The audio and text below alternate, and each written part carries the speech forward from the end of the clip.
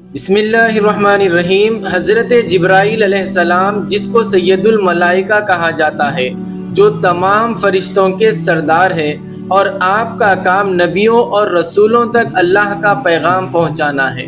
لیکن کیا آپ جانتے ہیں کہ اللہ تعالیٰ نے حضرت جبرائیل علیہ السلام کو کتنی طاقت عطا کی اور ان کی رفتار کا عالم کیا ہے؟ آج کی اس ویڈیو میں ہم کچھ واقعات پر روشنی ڈالیں گے۔ اس سے ہمیں معلوم ہوگا کہ حضرت جبرائیل علیہ السلام کو اللہ تعالیٰ نے کتنی طاقت عطا کی۔ ویڈیو کو آخری تک ضرور دیکھیں، بہت ساری معلومات آپ کو آج کی اس ویڈیو سے ملنے والی ہے۔ یعقوب علیہ السلام کے بیٹے حضرت یوسف علیہ السلام کو جب کنویں میں ڈالا گیا تو جبرائیل علیہ السلام کو اللہ تعالیٰ فرماتے ہیں کہ جاؤ اور یوسف کو کنویں میں گرنے سے بچاؤ۔ تو اس وقت جبرائیل سدرۃ المنتہا پہ تھے۔ سدرۃ المنتہا کے بارے میں حضور صلی اللہ تعالیٰ علیہ وسلم ارشاد فرماتے ہیں کہ میں جب سفر معراج پہ گیا تھا، اس سفر میں سب سے اوپر سدرۃ المنتہا ہے، وہاں پر جبرائیل بیٹھتے ہیں، یعنی وہاں سے نیچے اترنے میں ہی لوگوں کو ہزاروں سال لگ جاتے ہیں۔ سدرۃ المنتہا کی شاخ سے نیچے آنا، وہاں سے بیت المعمور سے گزرنا، پھر 7 آسمانوں کا سفر طے کرنا، ایک آسمان سے دوسرے آسمان کے درمیان کا سفر طے کرنا، اور آسمانی دنیاوی سفر طے کرنے کے بعد کہکشاؤں اور ہواؤں سے گزرنے کے بعد پھر جب جہاں حضرت یوسف علیہ السلام کو کنویں میں ڈال دیا گیا تھا، وہاں پر حضرت جبرائیل علیہ السلام یہ سارے سفر کو پل جھپکنے سے پہلے ہی طے کر دیتے ہیں۔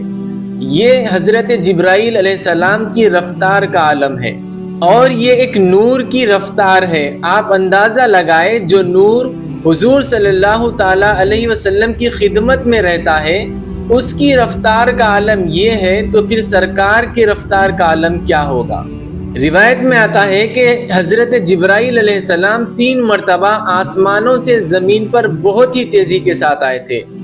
سب سے پہلے جب حضرت یوسف علیہ السلام کو کنویں میں ڈالا گیا تھا تو آپ حضرت یوسف علیہ السلام کو بچانے کے لیے سدرۃ المنتہا سے زمین پر آئے تھے، اور پھر حضرت ابراہیم علیہ السلام کو جب نمرود نے آگ میں ڈالا تھا تو آپ حضرت ابراہیم علیہ السلام کو بچانے کے لیے آسمانوں سے زمین پہ آئے تھے، اور تیسری مرتبہ حضرت اسماعیل علیہ السلام کو جب ذبح کیا جا رہا تھا تو آپ اس وقت آسمانوں سے زمین پہ پلک جھپکنے سے پہلے آ گئے تھے، اور یہ حضرت جبرائیل علیہ السلام کی رفتار کا عالم ہے۔ آئیے اب جانتے ہیں کہ حضرت جبرائیل علیہ السلام کو اللہ تعالیٰ نے کتنی طاقت سے نوازا۔ اس واقعے سے آپ اندازہ لگا سکتے ہیں، جب اللہ تعالیٰ نے حضرت لوط علیہ السلام کی قوم پر عذاب دینے کا فیصلہ کیا تو جبریل امی ساری بستیوں کو ایک پر سے اٹھا کر تباہ اور برباد کر دیے۔ اللہ تعالیٰ نے حضرت جبرائیل علیہ السلام کو اتنی طاقت دی۔ اور طائف کا واقعہ تو آپ کو یاد ہی ہوگا، جب آپ صلی اللہ تعالیٰ علیہ وسلم نے دین کی دعوت دینے کے لیے طائف کی طرف گئے تو وہاں پر جب آپ پر پتھروں سے بارش کی گئی تو آپ کے چہرے مبارک سے خون ٹپکنے لگا۔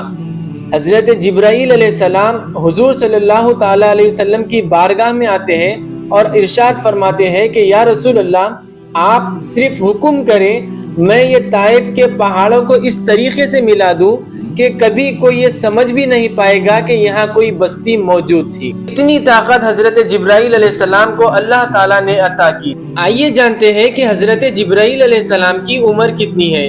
حضور صلی اللہ تعالیٰ علیہ وسلم جبریل امی سے ارشاد فرماتے ہیں کہ اے جبرائیل، بتلاؤ تمہاری عمر کتنی ہے؟ حضرت جبرائیل علیہ السلام ارشاد فرماتے ہیں کہ یا رسول اللہ صلی اللہ تعالیٰ علیہ وسلم، میری عمر کتنی ہے یہ تو میں نہیں جانتا، پر اتنا میں جانتا ہوں کہ چوتھے حجاب میں ایک تارا ہے جو 70,000 سال میں ایک مرتبہ چمکتا ہے، اور اس تارے کو میں 72,000 بار دیکھ چکا ہوں۔ اس حدیث سے اندازہ لگا سکتے ہیں کہ حضرت جبرائیل امی کی عمر 72,000 سالوں سے بھی زیادہ ہے۔ آگے حدیث پاک میں ہے کہ وَعِزَّتِي رَبِّي أَنَا ذَلِكَ الْكَوْكَبُ، حضور ارشاد فرماتے ہیں کہ اے جبرائیل، مجھے میرے رب کی قسم میں ہی وہ تارا ہوں۔ آگے جانتے ہیں کہ حضرت جبرائیل علیہ السلام دکھتے کیسے ہیں۔ اور وہ کتنے بڑے ہیں۔ حدیث پاک میں آتا ہے کہ ایک کاندھے سے دوسرے کاندھے تک کا فاصلہ 500 سے 700 سال کی مسافت ہے۔ ابن قزامہ سے روایت ہے کہ آپ صلی اللہ تعالی علیہ وسلم ارشاد فرماتے ہیں کہ ایک تیز پرندہ اگر 700 سالوں تک اڑتا رہا تو اتنا فاصلہ ہے ایک کاندھے سے دوسرے کاندھے تک پہنچنے تک۔ کی حدیث پاک ہے کہ حضور صلی اللہ تعالی علیہ وسلم ارشاد فرماتے ہیں کہ میں نے جبرائیل کو اصلی حالت میں دیکھا ہوا ہے اور اس کے 600 پر ہیں، اس نے پورے آسمان کو ڈھانپ لیا ہے اور ان کے یہ 600 پر قیمتی ہیروں اور موتیوں سے بھرے ہوئے ہیں۔ ان کے پیروں اور پروں کا رنگ سبز ہے اور ان کے پیروں پہ ایک موتی ہے جو شبنم کی طرح دکھائی دیتا ہے اور پیشانی چمکدار اور بال گھنگرالو ہے۔